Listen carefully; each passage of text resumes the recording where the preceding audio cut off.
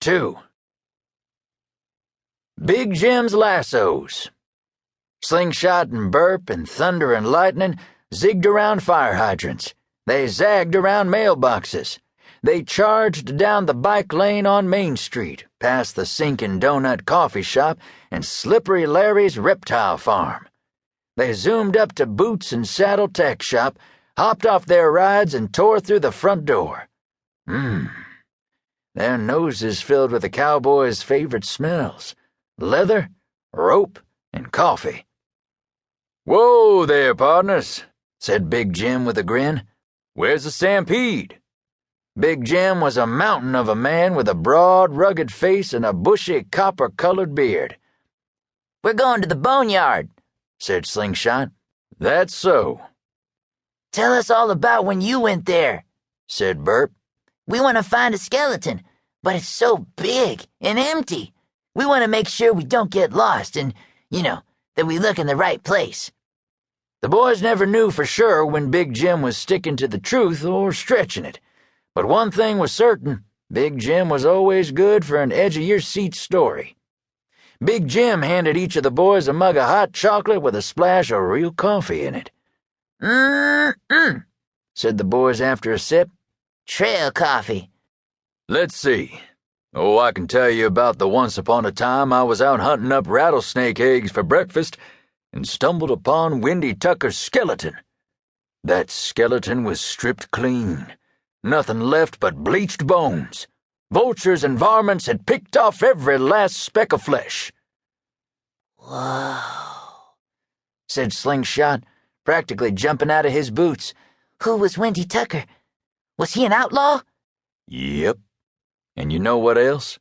When I found that old outlaw, he was still wearing his cowboy boots.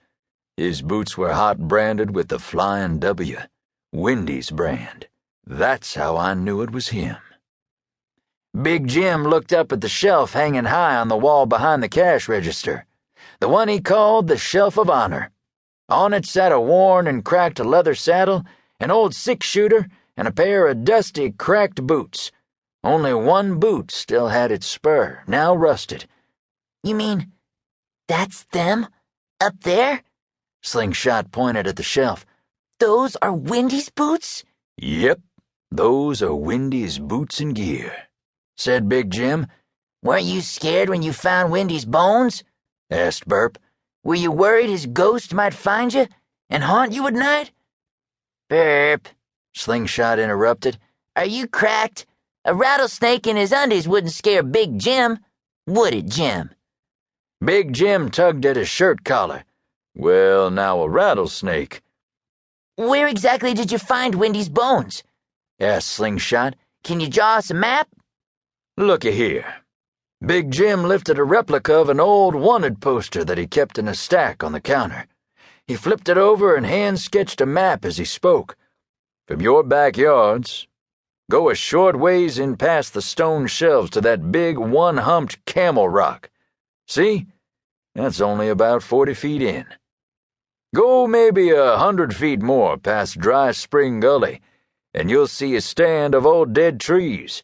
From there you're within spitting distance of the Storm Basin. That's Skull Valley.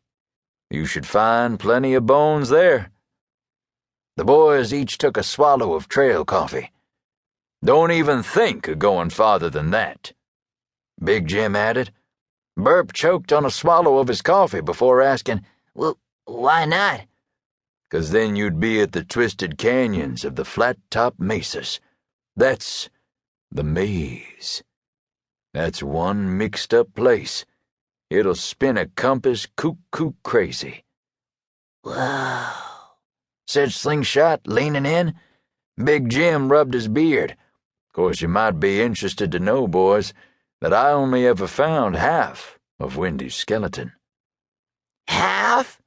Burp repeated. "Yep, the bottom half. The top half of him is still out in the boneyard somewhere, crawling around looking for his legs and his loot." "Loot? You never told us about any loot," said Burp.